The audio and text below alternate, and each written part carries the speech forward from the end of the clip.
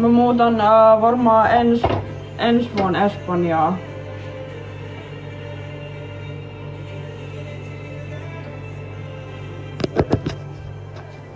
Tää on vähän tämmönen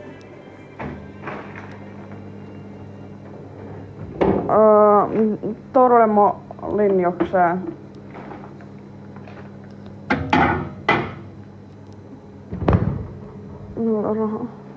No vittu OF-tuloilla. The fuck? Millä muullakaan?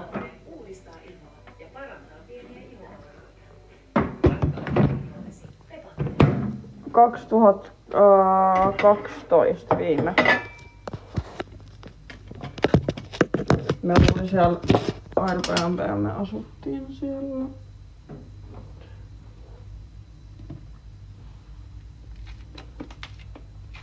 Voi olla, että me ollaan tienaa enemmänkin. Riippuu sillä todella paljon, että mitä mä postaan.